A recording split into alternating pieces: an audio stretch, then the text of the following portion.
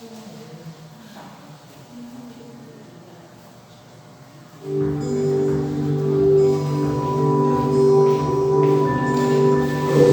e vede. História de hoje: Chico Mecânico.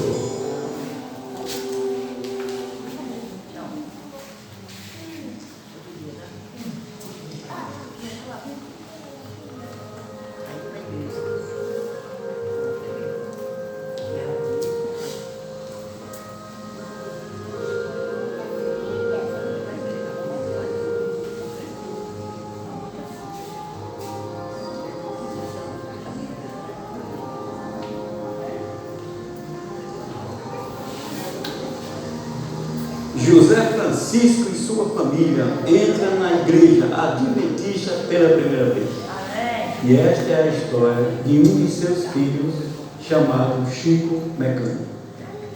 E aí, Chico? Como é que tá esse carro? Vai pra sair hoje? Tá quase pronto, já coloquei o step no local, daqui a meia horinha já tá pronto. Então vai sair, tem muito carro pra consertar hoje. Eu queria falar com o senhor que eu conheci a igreja adventista e lá guardo o sábado. E eu preciso que o senhor me dê o sábado de folga.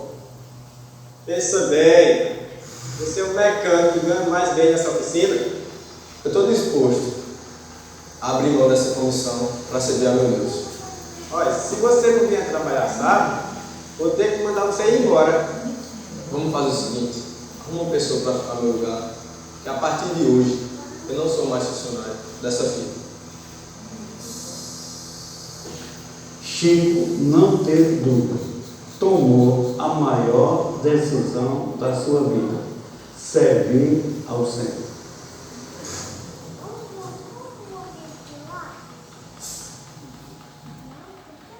Chico ficou encantado com as verdades que estudou na palavra de Deus. Completou os estudos e, juntamente com duas irmãs, desceram as águas batismais.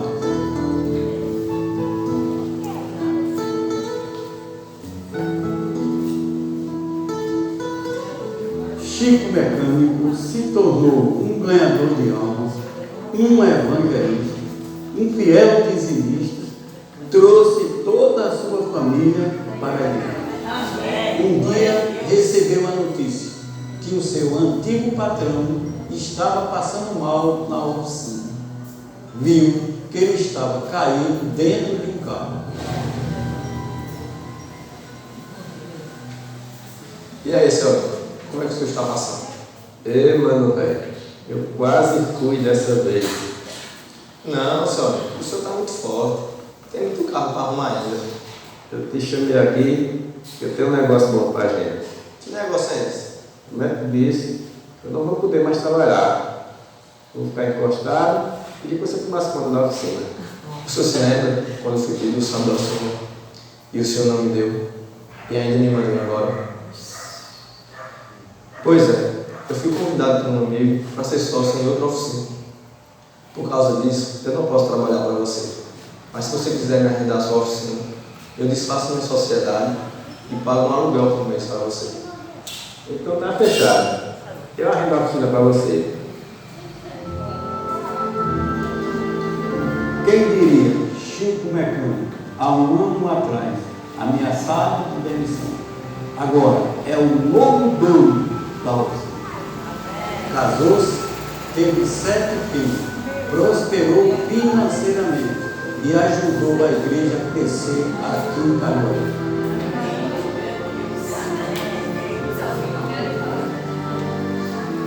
Eu sou Chico Mecânico e este é o meu testemunho. E agora eu te convido para este momento especial de adoração através dos dízimos e das ofertas. Que Deus os abençoe.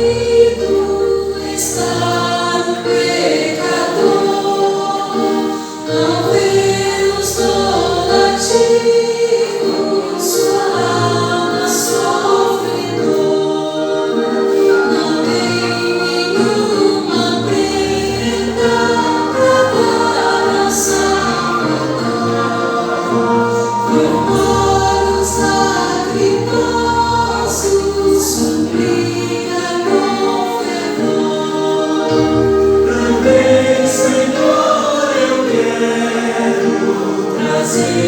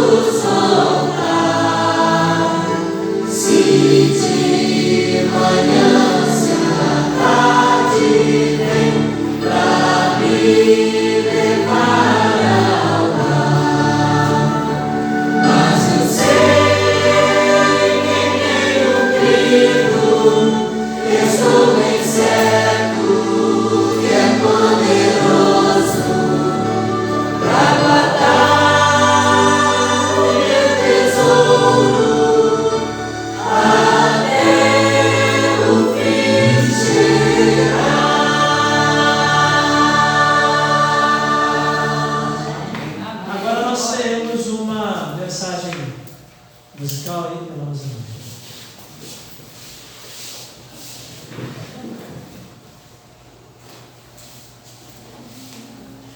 Só precisa vir à tarde, de manhã, você pode ficar pronto, né?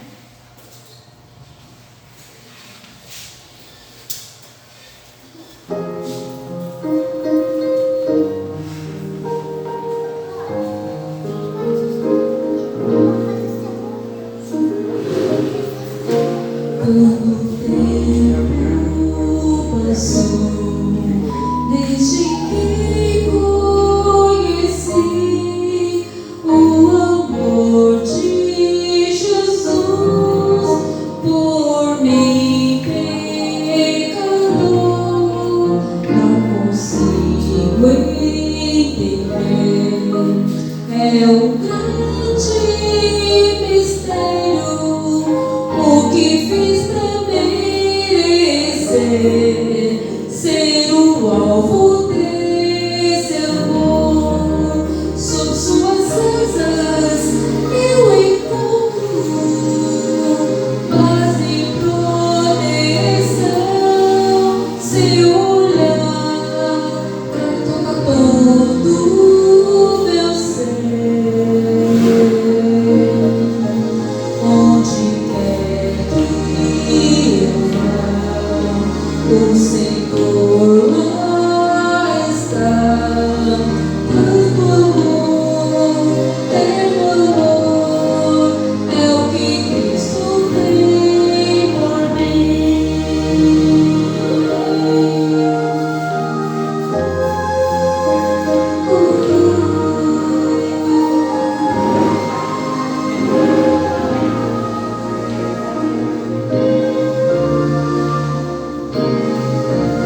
Como posso medir o amor de Jesus?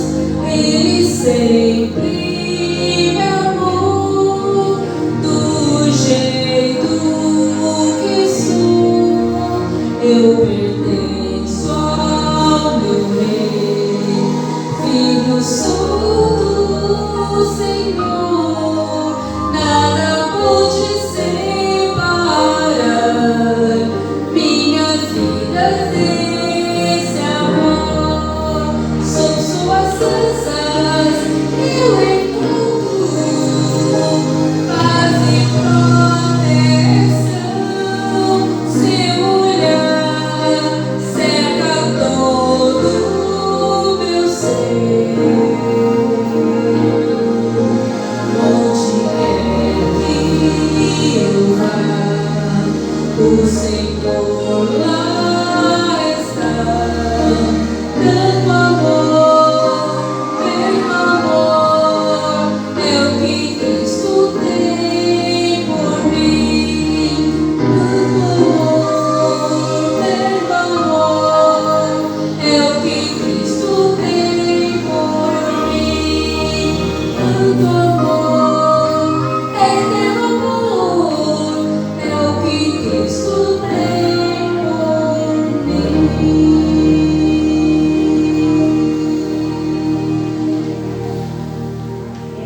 Glória a Deus. Amém.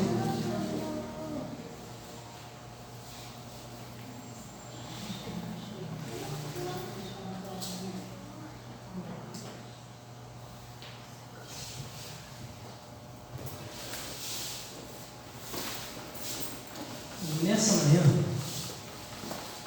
eu quero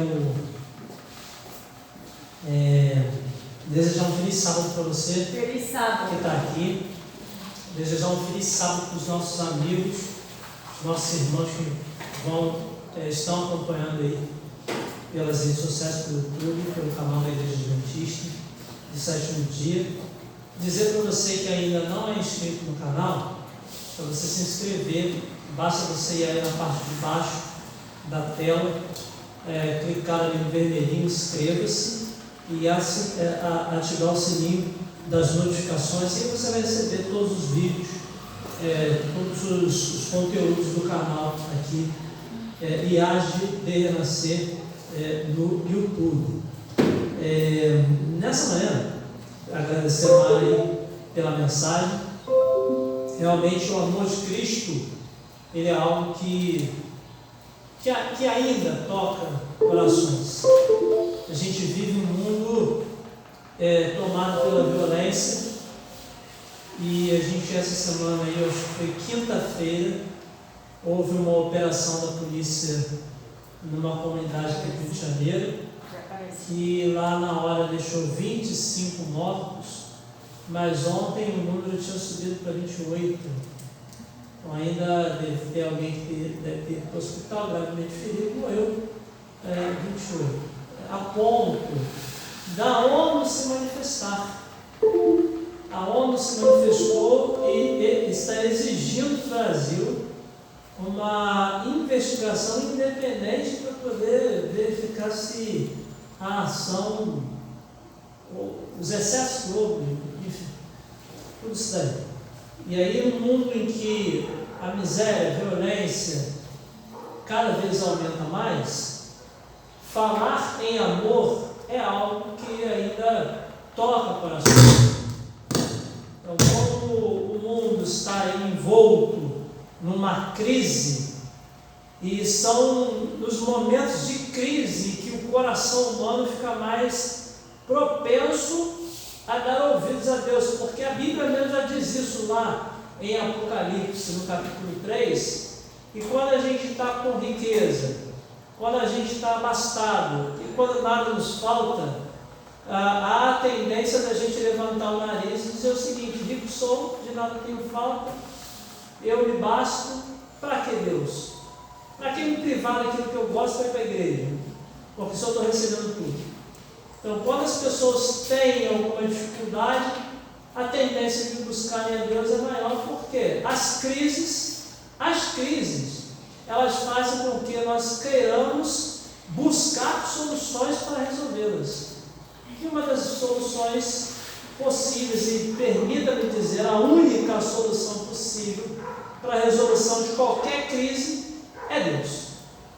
Então a gente está no meio de uma crise, e eu quero falar para você que está ouvindo pelo YouTube: se você está envolto no meio de uma crise, seja casamento, família, emprego, estudo, crise pessoal, eu quero dizer para você que Jesus é a solução para resolver toda e qualquer crise. E nessa manhã eu quero refletir com você num tema que a Bíblia ela fala do que aconteceria nos últimos dias, de como a igreja estaria nos últimos dias e do que a gente precisa fazer para manter a nossa identidade intacta. O mundo está tentando fazer com que nós percamos a nossa identidade. E aí a gente vai ler aqui dois textos bíblicos, um texto bíblico que diz aquilo que o mundo está fazendo para poder destruir a nossa identidade, e outro texto bíblico para a gente entender o que nós precisamos fazer para manter a nossa identidade. Todas as igrejas protestantes, depois de 3 ou 4 gerações, e se a gente entender que uma geração tem em torno de 25 anos, então toda igreja que passou ali dos seus 100 anos começa a ter crise de identidade. Há 2005, nós estamos em 2021, 16 anos atrás, eu e Rosimar, a gente estava numa cidade de São Paulo chamada Apiaí. Apiaí é uma cidade ali do sul de São Paulo, que já faz divisa com o Paraná. A próxima cidade do Paraná, que é a divisa com nem Apiaí, Apiaí e Vale do Ribeira, que fica, Apiaí fica na parte alta, um conjunto de montanhas ali do sul de São Paulo, e aí o Ribeira fica na parte baixa, e o Ribeira, a cidade de Ribeira faz divisa com Adrianópolis, que já é Paraná. Olha onde a gente estava. Apiaí, nessa época de inverno, nós pegamos lá 0 grau. Quem já pegou 0 grau aí? Sabe quão gostosinho é? 0 grau. E quando nós estávamos em Apiaí, a gente estava comportando, para quem não sabe, a comportagem é uma forma de evangelismo por meio de venda de literaturas. Então eu e a gente estava visitando uma igreja presbiteriana, o pastor da igreja presbiteriana nos recebeu, e quando a gente estava explicando como seria feito o trabalho, nós faríamos uma palestra na igreja, depois visitaríamos os irmãos e as irmãs para oferecer literatura, né? Ele disse para mim o seguinte: irmão, nós estamos passando por um momento difícil, nós estamos passando por uma crise de identidade. Muitas pessoas não querem mais ir para a igreja, muitas pessoas não frequentam a escola bíblica dominical. No nosso caso, nós temos a escola sabatina, não é porque funciona no sábado, a escola sabatina é porque tem esse método de interação, né? Então por isso que é sabatina, pergunta e resposta. E no nosso caso, a nossa escola bíblica funciona no sábado, no caso deles a escola bíblica funciona no domingo. E muitos irmãos não iam para a escola bíblica dominical. E aí deixavam para ir apenas no culto da noite. Porque o culto de domingo, para eles, é o culto mais badalado, né? No nosso caso, a gente é o sábado, porque a gente não trabalha sábado, a gente vem o sábado para a igreja, nosso culto pela manhã, o culto divino. E o pastor dizendo para a gente, o pastor lá da igreja presbiteriana, da grande dificuldade, não somente dos membros estarem indo para a igreja, dos membros estarem ativos no trabalho de evangelismo, e de pastores quererem ir para o interior. Ele já estava ali há quase 10 anos, porque pastores da capital não queriam ir para o interior porque ganhavam menos. Quem estava na capital ganhava mais do que quem estava no interior. Uma crise de identidade. E não é que somente a igreja presbiteriana passa por crise de identidade. A igreja batista também passa por crise de identidade.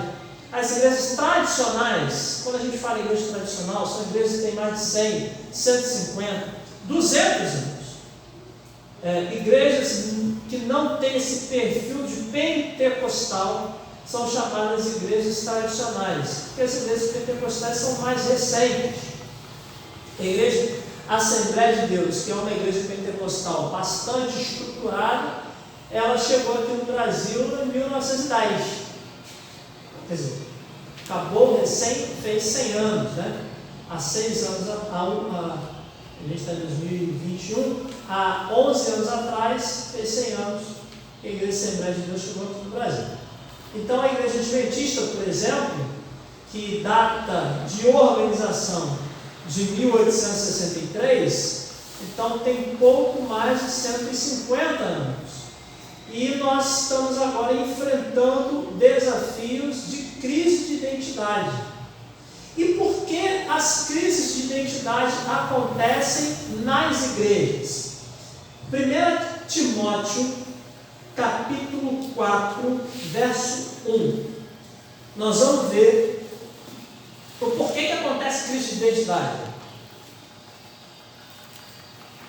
Por que acontece crise de identidade na igreja? 1 Timóteo, capítulo 4, verso 1. Vamos orar comigo. Pai querido, estamos aqui com a Tua palavra aberta e queremos que o Seu Espírito ilumine a nossa mente e nos dê entendimento da Tua palavra, poder de decisão para cumpri-la em nossa vida, em nome de Jesus. Amém. Amém. 1 Timóteo, capítulo 4, verso 1. A Bíblia diz assim: ora, o Espírito afirma expressamente que nos últimos tempos alguns apostatarão da fé por obedecerem a espíritos enganadores e a ensinos de demônios. A Bíblia está falando já na época, lá do apóstolo Paulo, provavelmente isso aqui aconteceu por volta do ano 65, 64 depois de Cristo. Entre 64 e 66 depois de Cristo. E qual é o contexto dessa declaração do apóstolo Paulo para Timóteo? Lá no capítulo 1, do mesmo livro, 1 Timóteo, capítulo 1, verso 3, o apóstolo Paulo diz assim: quando eu estava de viagem rumo da Macedônia, te roguei permanecesses ainda em Éfeso para demonstrares a certas pessoas a fim de que não ensinassem outra doutrina. Qual era a crise que estava acontecendo ali? Uma coisa, um parênteses aqui, antes de eu dar continuidade. Toda a igreja de Deus, ao longo da história, passou por crises. Toda a igreja de Deus, ao longo da história, passou por crises. Mesmo na época do apóstolo Paulo, mesmo na época da igreja primitiva, quando a gente se refere à igreja primitiva, era a igreja na época dos apóstolos, que foram testemunhas oculares de Jesus, a igreja passou por crises, porque o inimigo ele se levantava para poder destruir a igreja. E a primeira crise que o inimigo idealizou para tentar destruir a igreja foram as perseguições. Os imperadores romanos, Diocleciano, Nero, Galho, muitos imperadores romanos, eles empreenderam as forças do império, as forças políticas, as forças militares, para oprimirem o cristianismo, e isso foi feito por meio da perseguição. Ou seja, Satanás usou os governos civis, os governos humanos, para restringirem a pregação do Evangelho, para tentar fazer com que os irmãos e as irmãs se acovardassem e não pregassem. E olha, naquela época não era questão assim de pormenor, de só menos. Naquela época, quem fosse julgado culpado de sedição, porque a pregação do Evangelho era considerada como sedição, ou seja, era considerado como um ajuntamento subversivo, rebelde, para destruir o governo. Então, a pena para quem era pego pregando o Evangelho era a pena de morte. Os cristãos eram levados para os anfiteatros, para os coliseus, e faziam parte ali daquele cenário horrendo de perseguição, de tortura e de morte.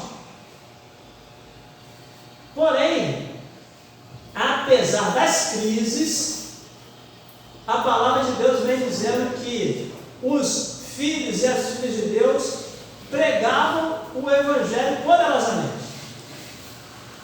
Porém, havia pessoas dentro da igreja que queriam pregar um outro Evangelho, que queriam pregar uma outra doutrina que não era aquela mesma que os apóstolos pregavam.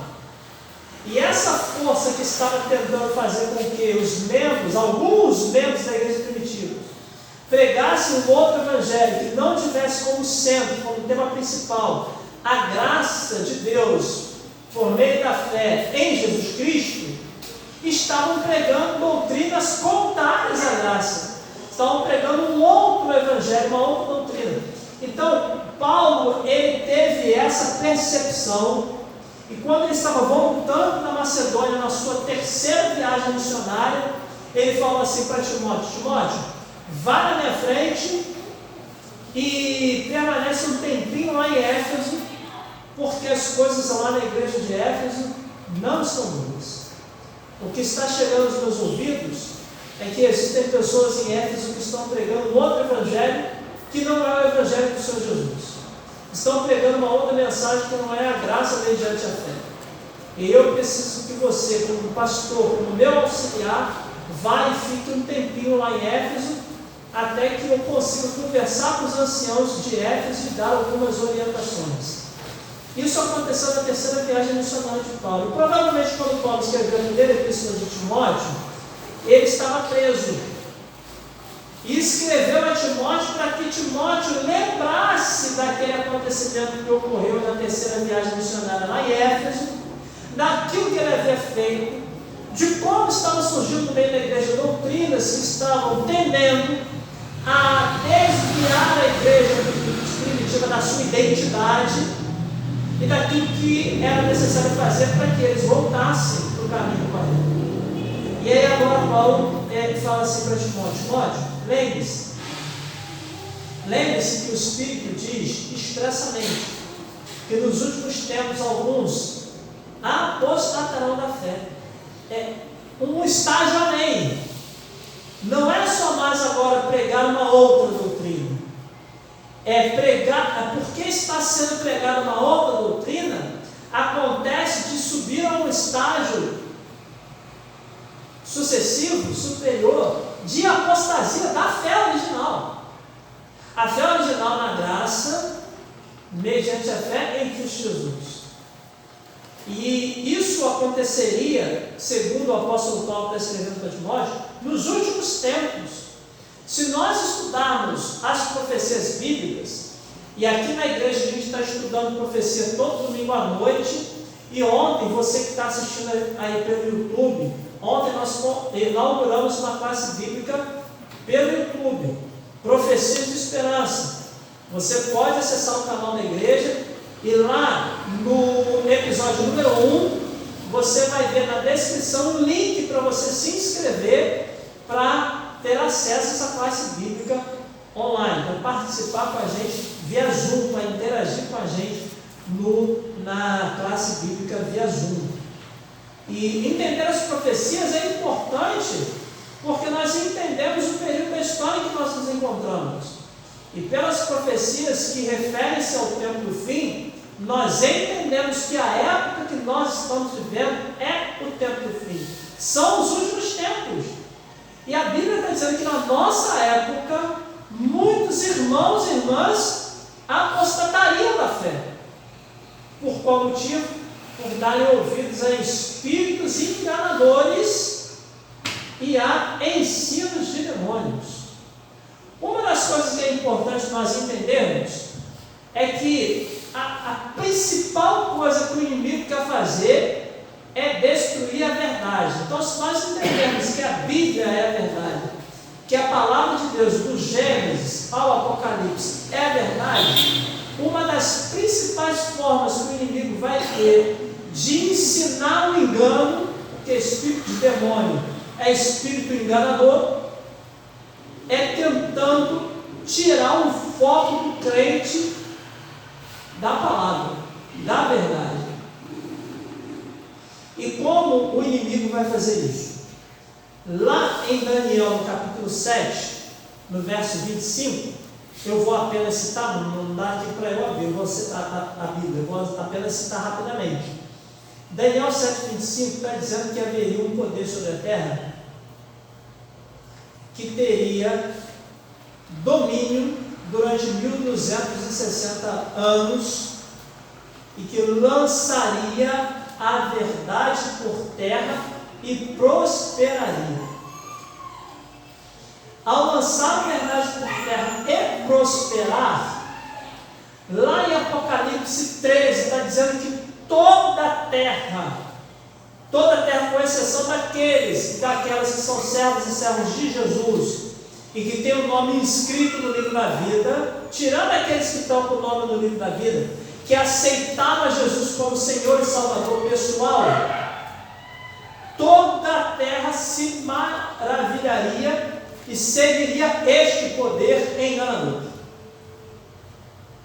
E esse poder enganador, ao lançar a verdade por terra, ele tenta fazer a mesma estratégia que o inimigo usou com Eva.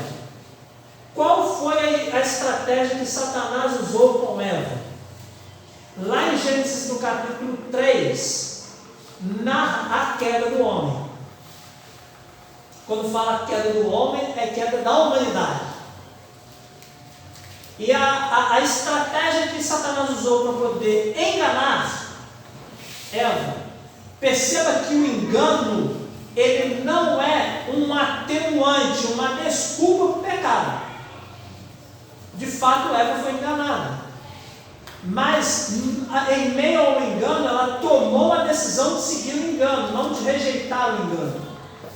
Porque ela tinha conhecimento da verdade. Então, nós só seremos ignorantes, e a Bíblia diz que Deus não leva em conta o tempo da ignorância, se nós tivermos apenas um conhecimento, e esse conhecimento for o conhecimento do engano, e não conhecemos a verdade. Aí, a gente está na ignorância em relação à verdade. Mas se você e eu, que estamos aqui na igreja, você e eu que está aí no YouTube, assistindo pelo YouTube, temos conhecimento da verdade e tomamos a decisão de seguir um engano, nós não estamos mais na inocência, na ignorância. Nós tomamos uma decisão. Foi o que aconteceu com Eva. Eva conhecia a verdade, mas ela tomou uma decisão pelo engano. E por que Satanás ele não usou o engano diretamente? Porque essa não é a estratégia dele. O inimigo ele não veio diretamente em pessoa e falou assim: Eva, bom dia, sou Lúcifer, um anjo caído, aquele mesmo lá que Jesus falou que se rebelou contra ele no céu, e eu estou aqui para poder te enganar e fazer você pecar e comer da árvore do conhecimento do bem e do mal. O inimigo nunca faria isso. Porque Eva, opa, sai de reto, não quero assunto com você. O inimigo ele atua por meio do engano. E o que é o engano? Senão a mistura do erro com a verdade. Vamos ver lá? Vamos ver como que Eva foi enganada? Como que houve uma mistura do erro com a verdade? Como que o engano ele é sutil? Como que o engano pode, se nós não estivermos fundamentados na verdade, se a gente não estiver ligado com a nossa identidade, como a gente pode ser enganado? Aqui em Gênesis capítulo 3, a narrativa é a seguinte: mas a serpente, mais sagaz, 3 verso 1, perdão, tá? Não falei aqui o versículo, o capítulo de Gênesis, é o 3, o versículo 1. Mas a serpente, mais sagaz que todos os animais selváticos que o Senhor Deus tinha feito, disse à mulher: é assim que Deus disse: não comereis de todas as árvores do jardim? Foi isso que Deus disse? Não comereis de todas as árvores do jardim? Deus ele fez uma sugestão para Eva: Eva, você pode comer de todas as árvores do jardim. O que Deus disse afinal? Gênesis no capítulo 2, nos versos 16 e 17, está dizendo o que Deus disse. E o Senhor disse, e o Senhor Deus lhe deu esta ordem: de toda a árvore do jardim comerás livremente, mas da árvore do conhecimento do bem e do mal não comerás, porque no dia em que dela comeres, certamente. Então o que o inimigo fez? No início do diálogo com ela, usou apenas o versículo 16 do capítulo 2 de Gênesis. É bom lembrar que essa divisão da Bíblia entre capítulos e versículos é coisa mais daqui da Idade Média para cá, do século 7, 8 em frente. Na antiguidade não tinha divisão em capítulo e versículo. A Bíblia era escrita correntemente, como uma carta. Tinha só um livro do profeta Isaías, e aí começava a escrever direto. Foi dividido em capítulo e versículo, mais aqui da Idade Média, século 7, 8, para os nossos dias. E aqui o inimigo usou só esse fragmento. De toda a árvore do jardim, comerás livremente. E aí ele faz uma sugestão para Eva: Eva, não foi assim que Deus disse? Não comereis de todas as árvores do jardim? Olha como que houve uma deturpação do sentido da palavra. E aí Eva começa a dialogar então comigo, né? Respondeu a mulher: do fruto das árvores do jardim podemos comer, mas do fruto da árvore que está no meio do jardim, disse Deus, dele não comereis, nem tocareis nele, para que não morrais. Verso 4: então a serpente disse à mulher: é certo que não morrereis, porque Deus sabe que no dia em que dele comeres, se vos abrirão os olhos, e como Deus sereis conhecedores do bem e do mal. Primeira coisa, voltando lá para 1 Timóteo capítulo 4, verso 1. O que está dizendo aqui em 1 Timóteo capítulo 4, verso 1? E que eu estou fazendo um paralelo com o que aconteceu com Eva lá no Gênesis, e que pode acontecer comigo e com você hoje também. Ora, o Espírito afirma expressamente que nos últimos tempos alguns apostatarão da fé. Por que motivo? por obedecer a espíritos enganadores e a ensinos. Então, vejam, com o engano, meu irmão, minha irmã, amigo e amiga que está acompanhando pela internet, não há diálogo com o engano. Se eu e você desprezarmos aquilo que está escrito na Bíblia para dialogar com o engano, nós seremos enganados e daremos ouvidos ao engano. Eva, ela passou a dialogar com o engano. Logo, ela começou a dar ouvidos para o engano. Porque a sequência lá do texto de Gênesis, ela fala o seguinte: vendo a mulher que a árvore era boa, mas não é que a árvore é bonitinha mesmo? Nossa, não é que o fruto é agradável aos olhos? A mulher foi lá, tomou do fruto, comeu e também deu ao seu marido. Então, o que nós precisamos hoje para nos mantermos firmes na fé é esse conselho que o apóstolo Paulo está dando para Timóteo no capítulo 1, verso 3.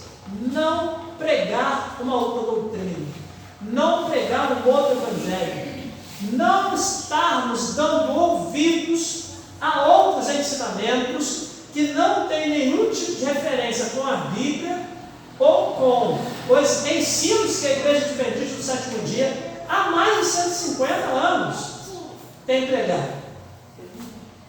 Ensinos esses que estão na palavra de Deus. E aí, como que a gente pode fazer de forma prática para evitar ser enganado? Por quê? O engano provoca uma sensação de absorção, né? A mente da pessoa é absorvida pelo engano. O engano ele passa a ser irresistível. Mas para que a gente possa resistir ao engano, é preciso que a nossa mente esteja num estágio de ligação total com Jesus. Olha que a gente vai ler aqui Romanos, capítulo 7. Romanos 7.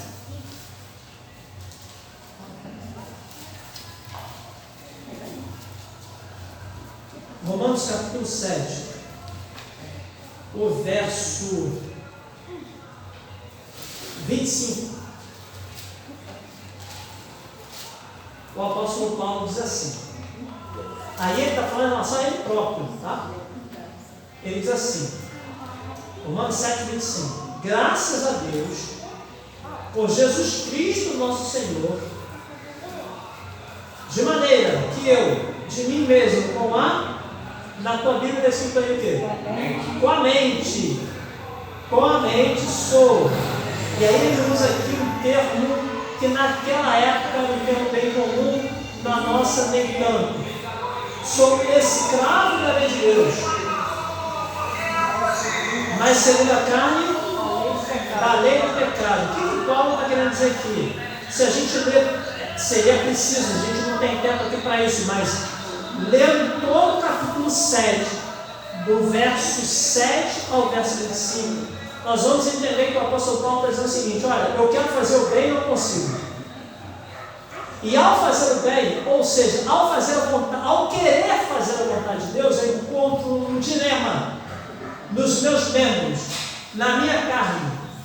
Porque os meus membros e a minha carne quer fazer a vontade humana, a vontade do homem, a vontade do pecado. Mas a minha mente, que ela está santificada pelo poder do Espírito Santo em Cristo, quer fazer a vontade de Deus e não encontra um conflito, e eu começo a sofrer, porque o bem que eu quero fazer eu faço, mas o mal que eu não quero é que eu faço. E aí a solução que o apóstolo Paulo dá para esse conflito que eu e você, ele passou, e eu e você passamos, saber o que é verdade, querer fazer a verdade, mas encontrarmos na nossa carne uma inclinação para o mal. Qual é a solução para isso? No verso 25 ele diz: olha, apesar disso tudo, apesar desse conflito, eu dou graças a Deus, porque os meus membros querem fazer algo errado. A minha carne é escrava do pecado, a minha mente não. E por que a minha mente não é escrava do pecado? Porque eu dou graças a Deus por meio de Jesus Cristo, de maneira que de mim mesmo, com a minha mente, sou escravo da lei ou da vontade de Deus. Então, é a nossa ligação com Cristo diária, a nossa ligação com Cristo, movida pelo Espírito Santo, que vai nos fazer servos. E quando o apóstolo Paulo fala escravo, é próprio isso que ele está utilizando aqui. Porque na época dele a escravidão era comum, na nossa não. Na nossa época, a liberdade é algo que determina as relações sociais. Mas na época do apóstolo Paulo havia pessoas que havia a liberdade, havia pessoas que eram libertas e também havia pessoas que eram escravas. E muitas vezes, quando alguém era preso, era acorrentado a um soldado para não ter possibilidade de fugir. Isso aconteceu com Pedro, a gente encontra isso lá em Atos. Se não me engano, capítulo 4. O apóstolo Pedro é preso e é acorrentado a um soldado, para que ele não tivesse como tentar fugir. E quando o apóstolo Paulo está dizendo aqui, de maneira que eu mesmo, com a mente, por Jesus Cristo, sou escravo da lei de Deus, ele está querendo dizer que em Cristo, pelo poder do Espírito Santo, ele foi acorrentado, ligado à vontade de Deus de maneira insolúvel. E que somente quem pode quebrar esta vontade de Deus é a minha e a sua decisão. Quando eu e você, presta atenção, quando eu e você tomamos a decisão de nos ligarmos a Jesus Cristo, de termos a nossa mente renovada, não mais ser uma mente inclinada para o pecado, mas uma mente submetida à vontade de Deus, somente quem pode quebrar essas correntes que nos ligam à vontade de Deus somos nós mesmos. O inimigo não pode quebrar essa corrente. Como ele não podia quebrar essa corrente de submissão voluntária à vontade de Deus, ele partiu para o engano. Ele não podia lá e arrancar a corrente da submissão voluntária de Eva à força. Sabia que não podia. Ele sabe que não pode vir e arrancar a minha corrente da submissão voluntária à vontade de Deus à força. Então o que resta para ele fazer é o engano. E para poder enganar a mim e você, ele mistura a verdade com o erro. A verdade com a mentira. Ele dá muito mais ênfase ao erro. Mas esta base para o erro, esta base para nos chamar, melhor dizendo, nos chamar a atenção para o erro, é a verdade, ou parte da verdade. Isso é tão potente, irmãos, que o inimigo utilizou essa estratégia com Jesus no deserto. No deserto, se você pode encontrar isso lá em Mateus 4, quando Jesus está no deserto, para poder meditar a respeito da grande obra que ele tinha, e ao mesmo tempo ele foi tentado. Ao final dos 40 dias da tentação, o inimigo resolveu vir em pessoa a Cristo e tentá-lo. Jesus já estava sendo tentado 40 dias pelo restante da terça parte dos demônios, dos anjos caídos. Mas naquele último dia, no 40º dia, o inimigo, o número 1, resolveu vir pessoalmente. E a proposta é, bom, se você é filho de Deus, ou seja, se realmente você tem um poder divino em si próprio, se você realmente é o unigênito de Deus, se você era um com o Pai desde a eternidade, e eu sei que você transforma essas pedras em pães. Ora, para eu, mero pecador humano, cheio de fome, transformar a pedra em pão, para eu transformar essa água aqui em vinho, eu vou ficar meditando aqui o ano inteiro e nada vai acontecer. Mas para Jesus, que mesmo em forma humana, possuía também a natureza divina, se Jesus resolvesse dialogar com o engano, o que teria acontecido? Jesus, em momento algum, dialoga com o engano. Jesus simplesmente te remete para a verdade, porque a forma que a gente tem para não ser enganado, para não dar ouvidos a espíritos e enganadores, é ensino de demônio, é levantar bem alto a espada da verdade. É o que Jesus faz. Jesus fala assim: olha, está escrito, nem só de pão viverá o homem, mas de toda palavra que sai da boca de Deus. E aí o inimigo, ora, nós vamos partir dessa brincadeira do que está escrito. Eu também sei do que está escrito. Então vamos lá, vou te levar lá no alto do templo. E aí leva Jesus lá para o alto do templo. E é possível que o templo de Herodes, que era chamado templo de Herodes, não porque Herodes o construiu, mas porque ele reformou e ampliou o templo, é possível que o templo fosse uma construção que tivesse entre 3 a 5 andares. É algo bem alto. E na nossa convenção atual, um prédio de 3 a 5 andares tem aproximadamente uns 15 metros de altura, não tem? Quem lida com obra aí vai saber melhor do que eu. Em torno de 15, 18 metros. Se alguém pular de 18 metros, se machuca, não machuca? Pode morrer, não pode? É quase certo morrer. E aí o que o inimigo faz? Joga Jesus, pega Jesus, leva lá para o alto do templo e fala assim: é para brincar de estar escrito? Então vamos lá. Pula daqui abaixo. Porque lá no Salmo 91, eu estou adicionando aqui, não fala que é no Salmo 91, mas o texto bíblico que Satanás cita para Jesus é Salmo 91, versos 10 e 11. Salmo 91 está dito lá o seguinte: lança-te daqui abaixo, que está escrito: aos teus anjos darão ordem a teu respeito para que te guardem e para que teus pés não tropecem nenhuma pedra. Olha, gente, usou a Bíblia ou não usou? Mas ele, o inimigo, assim como fez com Eva e assim como ele faz e tenta fazer comigo com você, ele usa a Bíblia como base para chamar a nossa atenção não para a vontade de Deus, mas para o engano. E o que ele fala? Ó, o engano é: lança-te daqui abaixo, porque nada vai acontecer com você. Esse é o engano.